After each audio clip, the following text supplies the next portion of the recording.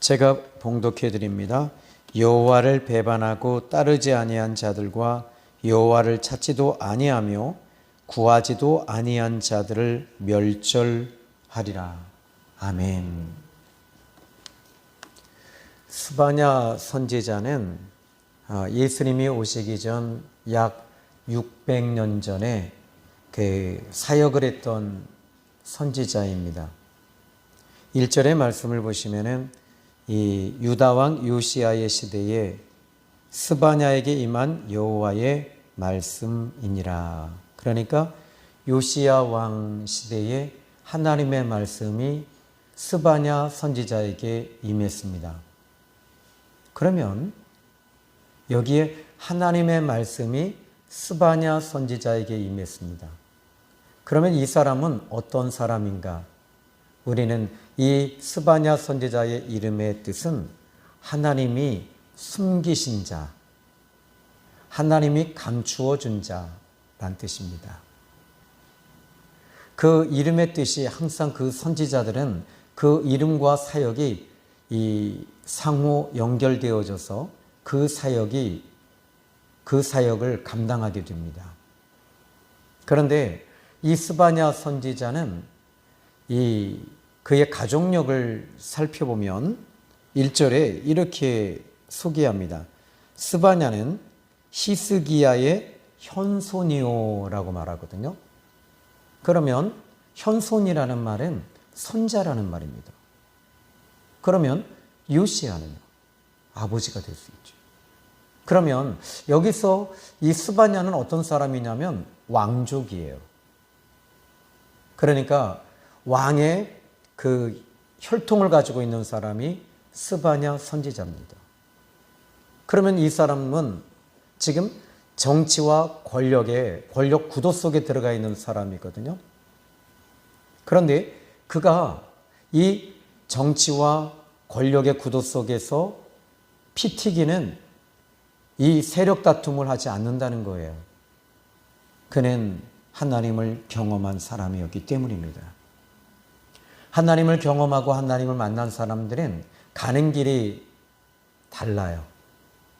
다를 뿐만 아니라 생각하는 것도 다르고 미안하지만 먹는 것도 달라요.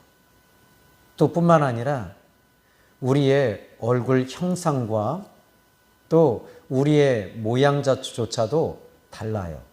어떻게 다르냐면 예수님 믿지 않는 사람과 믿는 사람은 그 얼굴에서도 나타나는데 바울이 빌립보서 3장 21절에 이렇게 말하더라고요.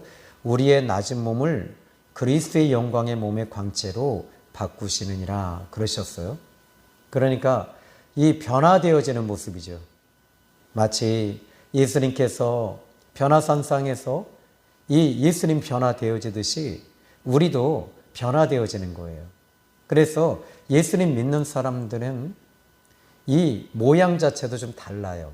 그래서 은혜가 임한 사람, 성령이 임하고 은혜가 임한 사람과 세상줄 붙잡고 가는 사람들은 얼굴이 일단 어두워요. 그리고 항상 쫓깁니다. 그리고 항상 불안합니다. 그런데 환경이 아무리 힘들고 어려워도 그리스도의 영이 내게 임하고 또 하나님의 자녀이며 하나님을 경험하고 있는 사람들은 아무리 힘들어도 그 얼굴에 빛이 있습니다. 뿐만 아니라 너그러워요. 너그러울 뿐만 아니라 어떤 문제를 만났을 때 그 문제를 대처하는 방식이 하나님의 방식으로 움직이기 때문에 이 사람들은 매너리즘에 빠지지 않아요. 어떤 문제가 있을 때 그 문제를 이 사람들은 한 가지 특징이 있다면 하나님을 통해서 그 문제를 해결하려고 한다는 겁니다. 그리고 그 문제를 하나님께 가지고 나옵니다. 그리고 그 문제 속에서 자기 자신의 주장이 아닌 하나님의 뜻을 따라 움직이려고 하지요. 그런데 우리는 하나님의 뜻을 따라 움직이려고 할 때 우리의 의지와 우리의 결단력은 늘 연약하고 무너진다는 거예요.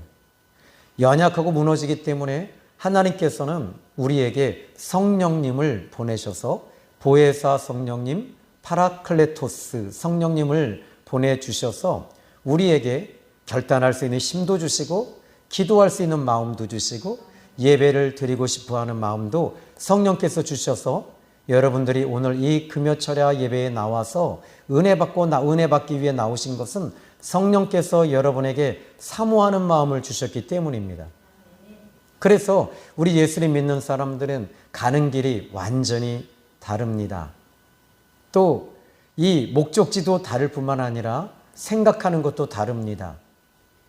이 사람들의 특징은, 우리 그리스도인들의 특징은 이 내일 일은 내일 염려합니다. 주님이 내 안에 계시는 것 그 자체로 만족하는 것이죠. 자, 오늘 이 스바냐 선지자는 그런 의미에 있어서 그는 왕족이었지만 왕족에 대해서 그는 그렇게 중요시 여기지 않고 있다는 거예요. 왜냐하면 하나님을 경험했고 하나님의 마음을 품었고 하나님과 코드를 맞춰서 하나님의 뜻을 따라 걷는 사람, 이 사람이 스바냐 선지자였던 것입니다. 그렇다면 이 스바냐 선지자가 사역을 했을 때 그는 이 오늘 본문의 말씀을 1장의 말씀을 좀 보시면요.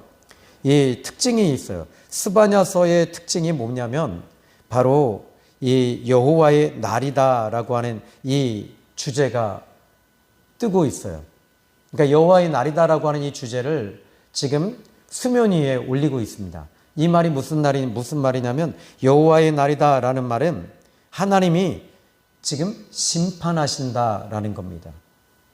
그러니까 이 심판을 하나님이 심판하시는데 이제 어떻게 심판하실 것이냐라고 하는 거죠. 그래서 2절의 말씀을 보면 이렇게 말합니다. 여호와께서 이르시되, 그러니까 먼저 저는 이 스바냐 선지자가 보니까 하나님께서 스바냐 선지자에게 말씀하셨다는 거예요.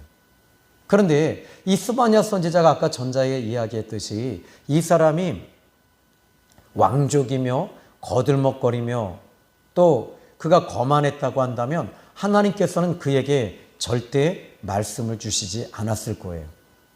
하나님은 이 스바냐 선지자를 아주 편한 종으로 보셨다는 거죠. 저는 여러분들이 하나님께서 여러분에게 이 편한 사람들이 되셨으면 좋겠어요. 편안한 사람들에게는 하나님이 응답을 주십니다.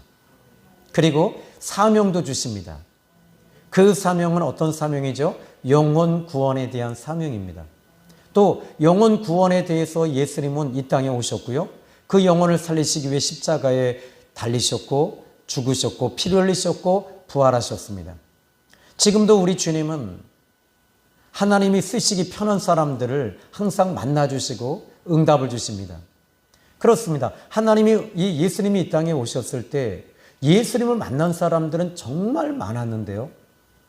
또 예수님을 따르는 사람들도 많았습니다. 그런데 주님의 음성을 듣고 순종하는 사람들은 그렇게 많지 않았다는 거죠. 예수님이 이 땅에 오셨다는 것 자체가 성경 전체에서 우리에게 계속 강조하고 있거든요.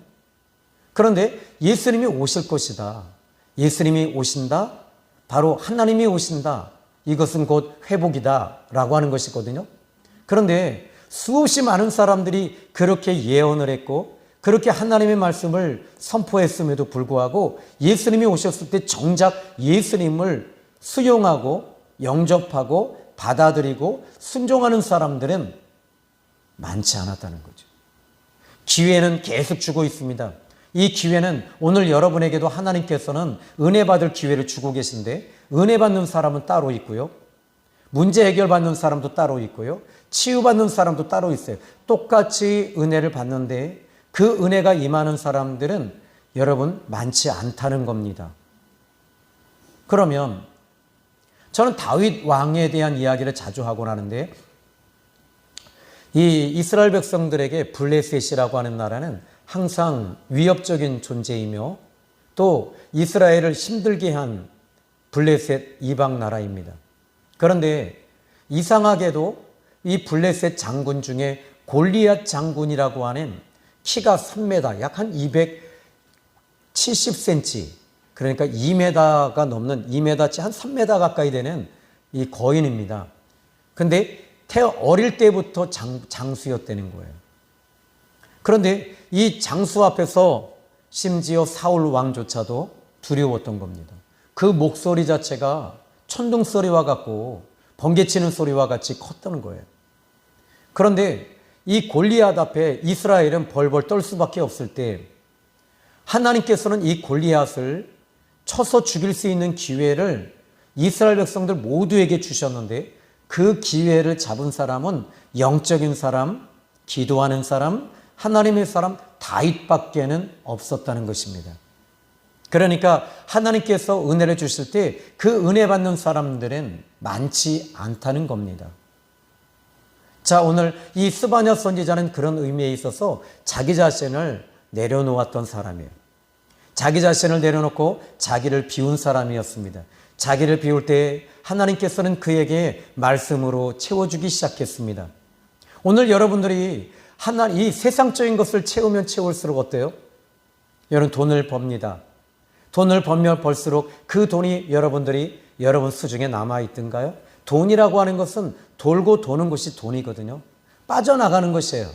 그런데 벌어서 여러분들이 쓰지 않고 모았다고 칩시다. 그런데 또 그것이 여러분의 영혼을 만족하게 하진 않아요. 여러분의 영혼을 만족하는 것은 우리의 영혼을 보내주시고 만드시고 창조하신 그 하나님을 통해서 우리의 영혼은 만족되어지는데 바로 예수님을 통해서 우리의 영혼이 만족되어지고 영혼이 사는 거예요. 그리고 성령님이 임하실 때 우리의 영혼이 힘을 얻고 더욱더 얻어서 여러분의 영혼이 하나님을 향한 기쁨이 넘치게 되는 것입니다. 이 스바냐 선지자는 그런 의미에 있어서 하나님의 말씀이 그에게 임했습니다. 임했을 때 그 임한 메시지를 살펴보면은 내가 땅 위에서 모든 것을 진멸하리라 라고 말씀하세요. 여기에 진멸한다 라고 말씀하십니다. 이 진멸이라는 단어를 이 시브리어로 보니까는 수프라는 단어를 쓰고 있어요. 근데 이 수프라고 하는 이 단어는 히필 동사를 쓰고 있습니다. 그런데 히필 동사, 그런데 지금 내가 진멸하리라. 그러면 이제 여기서 이 진멸한다는 말이 뭐냐면 지금 이 끊어버리겠다는 겁니다. 끝내시겠다는 거예요. 지금 하나님께서 땅 위의 모든 것을 다 끝내시겠다는 거예요. 지금 이 말이 무슨 말이죠? 하나님의 손에 있다는 겁니다. 이 부분은 하나님을 만나고 경험한 사람들은 알아요. 그런데 하나님을 만나지 않은 사람, 거듭나지 않은 사람들은 내가 하려고 한다는 거죠. 세상의 역사 속에 몸부림치며 피비린내나는 싸움을 싸우면서 찢기고 상처받고 고통하며 살아갑니다. 그런데 하나님을 만난 사람들은 하나님의 손에 있다는 것을 너무나도 잘 안다는 거죠. 여러분, 오늘 우리 생명의 샘 교회도 하나님의 손에 있어요. 요 근래 들어서 이 교회의 문제로 인해서 저도 이 잠을 조금 이제 왜 그런지 모르겠어요. 아메리카노를, 내 커피를 좋아해서 이 잠을 못 자는 것일까? 그런데 그런 것 같지는 않아요. 나도 모르게 지금 고민하고 있었던 거예요. 그런데 하나님께서는 저에게 이 말씀을 통해서 주시는 것이 베드로전서 5장 7절이거든요. 너희 염려를 주께 맡겨버리라 이렇게 말씀하세요. 지금 여러분들이 염려하는 것 주님께 맡겨버리시기를 바랍니다. 내가 그 염려를 품고 해결되어진다면 여러분 염려하시고 걱정하시고 고민하시고 힘들어하십시오. 그러나 미안하니까 조금 염려해야 된다고 생각하지 마십시오. 예수님이 십자가를 지실 때 여러분들이 그 십자가를 어떻게 질 수 있어요? 여러분 주님이 대신 져주신 것 여러분 지고 가지 마시고 하나님 앞에 맡기시기를 주님의 이름으로 축복합니다. 자, 그러면 여기에 하나님이 내가 이 땅의 모든 것들을 진멸하리라 이렇게 말씀하십니다. 근데 진멸한다라는 말은 심판이라는 말이고 끝낸다라는 말입니다. 그러면 여기에 이 3절에 보면 그 심판의 대상에 대해서 얘기를 하세요. 내가 사람과 짐승을 진멸하고 공중의 새와 바다의 고기와 거치게 하는 것과 악인들을 아울러 진멸할 것이라. 내가 사람을 땅 위에 멸절하리라. 나 여호와의 말이니라. 여러분, 이 3절의 말씀을 보면서 우리는 이 어떤 성경이 머리에 떠오르죠? 바로 노아 시대 때 하나님께서 물로 심판할 때를 우린 떠오르게 돼요. 그런데 노아의 심판 때 이 심판받지 아니한 이 부류가 있지요. 뭐지요?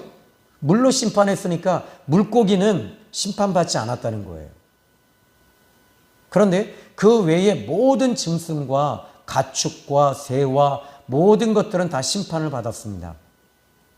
그런데 지금 이 3절에 보니까 이제 하나님께서 사람, 짐승, 새, 바다의 고기, 그리고 거치게 하는 것. 거치게 한다는 말이 뭐죠? 막고 있는 것. 이 모든 것들을 하나님이 다 심판하시겠다는 거예요. 이제 여러분 분명한 것은 하나님의 심판이 이 스바냐 선지자는 언제 역사했냐면 예수님이 오시기 600년 전 사람이거든요. 그러면 이 2600년 전에 이 말씀을 지금 증거하고 있다는 거죠. 그러나 하나님의 심판이 왔나요? 아직도 오지 않았단 말이에요. 그런데 이는 이미 하나님께서 이 말씀을 주시는 거예요. 하나님이 심판하시겠다는 거예요. 그런데 여기 보니까 사람들, 근데 여기서 나오는 3절의 말씀을 보면서 떠오르는 단어가 하나 있습니다. 거치게 하는 것. 하나님의 뜻을 향하여 반대로 가는 사람들. 그리고 두 번째, 악인들. 여러분, 악인들이 어떤 사람들이죠? 하나님의 뜻에서 반대로 가는 사람들이 악인이에요. 이 사람들은 이상하게 모든 것들이 막혀요.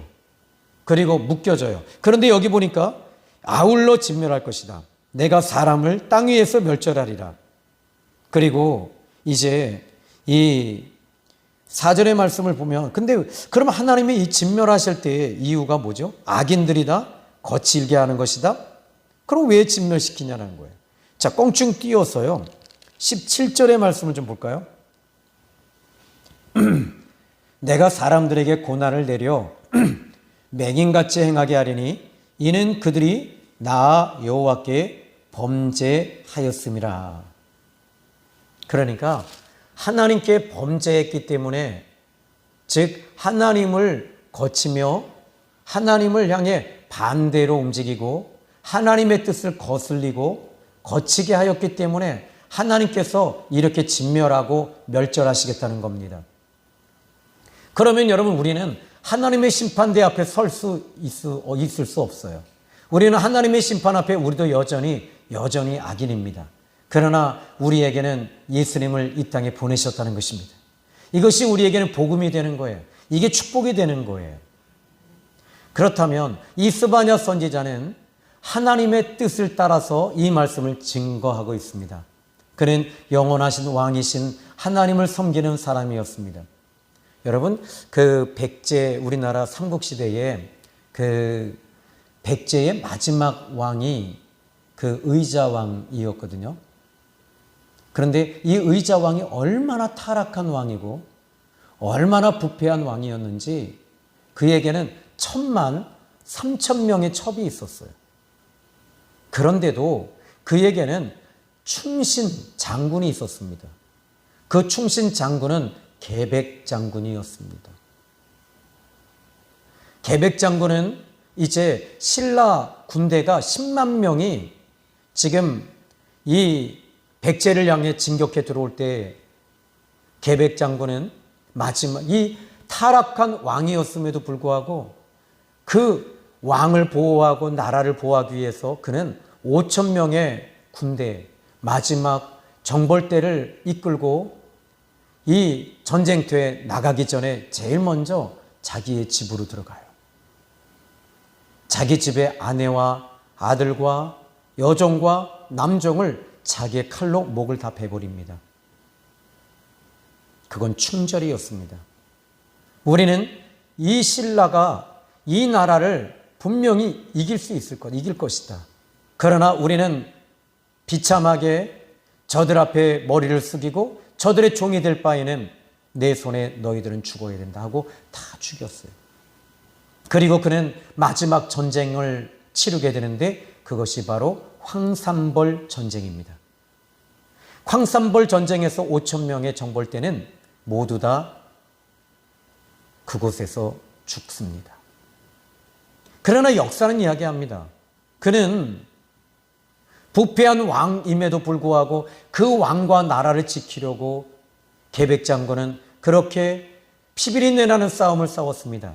그러나 우리가 섬기는 그 영원하신 왕은 공의로우신 왕이시며 정의로우신 왕이시며 지금도 살아계신 왕이시며 우리를 사랑하시는 그 왕이신 여호와 하나님이십니다.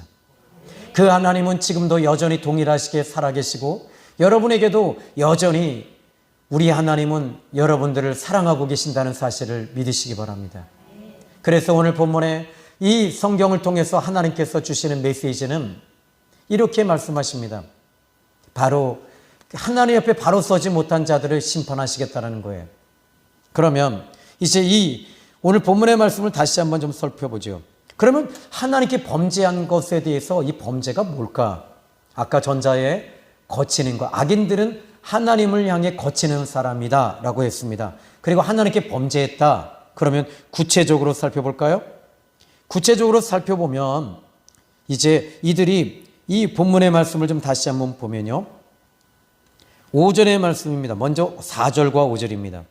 내가 유대와 예루살렘의 모든 주민들 위에 손을 펴서 남아있는 바알을 그곳에서 멸절하며 그마림이란 이름과 및 그 제사장들을 아울러 멸절하며 또 지붕에서 하늘의 무별에게 경배하는 자들과 경배하며 여호와께 맹세하면서 말감을 가리켜 맹세하는 자들과 자 지금 여기서 그마림이라고 하는 이 우상을 얘기하고요. 바알이라고 하는 우상을 섬기고 있습니다. 근데 누가 섬기고 있냐는 겁니다. 이스라엘 사람들이. 그리고 하나님을 또 섬기고 있어요. 이것을 오늘날에 이것을 에큐메니칸이라고 얘기를 하죠. 이걸 뭐라고 합니까? WCC라고 얘기를 하고요. 혼합주의라고 말합니다. 우리는 하나님을 섬깁니다. 그런데 우리는 여전히 세상과 짝하고 살고 있다는 겁니다. 오늘 저는 이 말씀을 묵상하면서 교회에서 기도하고 제 목양실에서 기도할 때 하나님이 분명히 보여주신 환상이 있었어요. 아주 짧은 그림이었습니다. 저는 지금까지 목회하면서 또 지금까지 살아오면서 여러분 우리가 애완견 있죠. 하나님이 이 두 여자분이 나이 드신 할머니인데요. 이 유모차에다가 어린아이를 싣고 이렇게 좋아서 이름을 부르면서 가는 거예요. 그 모습을 보여주시는데 그래서 도대체 어떤 아기가 어떤 아마 손자인가 보다 손녀인가 보다 하고 딱 보는데 거기에는요. 이거 뭐라고 그러나요? 어린아이 공갈 젖꼭지 있지요? 어린아이가 공갈 젖꼭지를 물고 있는데 머리에는 이렇게 이쁜 이 레이스를 이렇게 딱 하고 있고요. 근데 얼굴을 자세히 보니까 개예요, 개. 그리고 또 하나를 보니까 그것을 보니까 늑대예요. 사람들이 요즘에 왜 이렇게 애완견을 키우죠? 개를 통해 위로받는 거예요. 전 그걸 그렇게 보여주십니다. 그래서 하나님 앞에 하나님 회개합니다. 하나님 회개합니다. 여러분들은 개를 통해 위로받지 마십시오. 개가 여러분의 손과 발바닥을 핥아주는 것에 대해서 위로가 됩니까? 개가 여러분들이 개를 사랑하고 개가 꼬리를 쳐주고 여러분에게 짖어주고 이것이 여러분에게 위로가 되실 수 있을지 몰라요. 여러분들은 하나님을 통해 위로받으셔야 됩니다. 예수님을 통해 위로받으셔야 됩니다. 이것이 지금 우리나라에서 일어나고 있는 자연적 현상입니다. 그럼 목사님, 우리가 개를 어떻게 합니까? 그냥 개는 개답게 여러분들이 키우셔야 돼요. 하나님보다 더 여러분 이 유모차에다가 그 어린아이, 근데 저는 왜 보통 개에다가요, 이 강아지에다가 공갈쪽 꼭지를 갖다가 물려주면 개들은 그걸 안 먹어요. 안 물어요. 왜 하나님 그걸 보여주셨을까요? 너희들은 나를 통해 위로를 받고 나를 통해서 숨을 쉬고 나를 통해 기뻐하고 나를 통해 행복하고 나를 통해 숨을 쉬고 나를 통해 치유받고 나를 통해 기뻐해라. 이것이 하나님의 메시지입니다. 오늘 우리는 하나님을 통해 위로받는 저와 여러분이 되시기를 바랍니다. 당시 이스라엘 백성들은 하나님을 섬기면서 혼합주의로 말곰이라고 하는 우상을 섬겼습니다. 이것은 아람 나라 사람들이 섬겼던 우상입니다. 그런데 이 우상을 섬기면서 그들은 여전히 하나님 앞에 제사도 드리고 있습니다. 그러니까 오늘 이 시간에 우리는 오직 하나님만 섬기는 저와 여러분이 되셔야 됩니다. 그래서 여러분들이 거듭나셔야 돼요. 구원받으셔야지 이 모든 것들을 여러분들이 끊을 수가 있어요.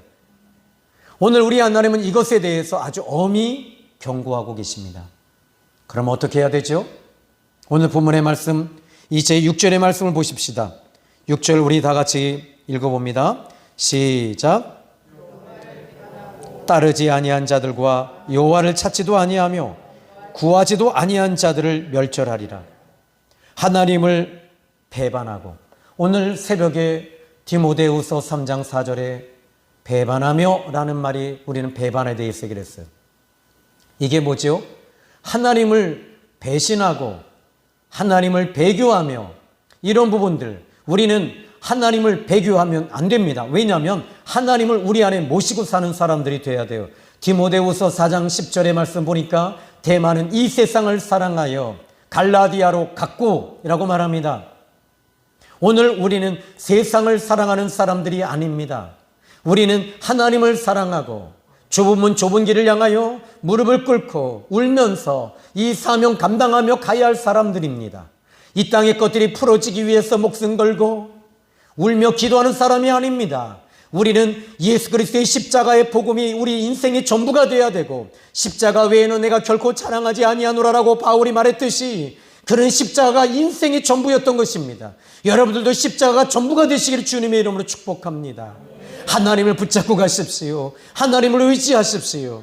그리고 6절에 보니까 여호와를 따르지 아니한 자, 우리는 하나님을 따르는 저와 여러분이 되셔야 됩니다. 하나님과 동행하십시오. 하나님과 동행할 때 놀라운 일들이 계속 일어나요. 우리 주님이 함께 가셨던 그 자리를 보십시오. 때로는 여러분 예수님이 함께 가면 모든 것이 만사 형통일까요? 아니에요. 주님이 계셨음에도 불구하고 풍랑이 일어납니다. 그러나 예수님이 계셨을 때 그 끝자락을 보면 항상 잔잔하게 된다는 거예요. 주님이 계신 것, 그것을 볼 줄 아는 사람이 축복인 겁니다. 예수님이 나와 함께 하시는 것을 볼 줄 아는 사람. 바울과 실라는 감옥 속에서도 하나님이 함께 하시는 것을 본 사람들이에요. 하나님을 보니까 뭘 하고 있죠? 원망하지 않습니다. 죄짓지 않습니다. 그곳에서 기도하고 있었습니다. 하나님과 교제를 나눕니다. 이것이 여호와를 따르는 사람들의 모습임을 믿으시기 바랍니다. 여호와를 따른다. 우리 주님이 함께하는 것, 주님이 함께해서 복을 받았다, 내가 11조를 했더니 이렇게 복을 받았다, 내가 전도했더니 이렇게 복을 받았다, 이런 것들이 아니라 내가 이렇게 예수님을 믿었더니 치유받았다, 이런 것들이 아니라 하나님이 함께 하시는 것, 그걸 보는 것 그 자체가 바로 축복임을 믿으시기 바랍니다. 하나님과 동행하는 것, 이것이 축복이에요. 성령이 저와 여러분에게 임하는 건 기름 부으심이 임하고, 이것이 여러분 어떻게 됩니까? 하나님께 집중하는 사람들이지요. 여러분 기름 부으심에 집중하면 그 기름 부으심이 더 강해지잖아요. 마음에 집중하면 이 마음이 뜨거워지고, 또 말씀에 집중하면 하나님께서 말씀을 통해 이제 우리에게 조명하시고, 또 여러분들이 어떤 문제를 가지고 하나님 앞에 집중해 보십시오. 그 문제에 대해서 하나님께서는 성령 하나님을 통해서 조명하시며 깨닫게 하시고 알게 하시는 분이심을 믿으시기 바랍니다. 이제 이렇게 말합니다. 여호와를 따르지 아니한 자, 그 자체가 저주죠. 6절에 보니까 여호와를 찾지도 아니하며 하나님을 만나야 되는 것입니다. 오늘 이 밤에 우리는 하나님 만나기를 주님의 이름으로 축원합니다. 6절에 또다시 말합니다. 구하지도 아니한 자들. 우리는 하나님 앞에 기도하시는 저와 여러분이 되기를 예수님의 이름으로 축복합니다. 이제 저 결론 내립니다. 여러분, 오늘 이 말씀은 저는 아주 이 스바냐 선지자에 대해서 이야기를 하고 그는 하나님의 말씀이 그에게 임했어요. 그리고 하나님이 진멸하신다, 심판하신다.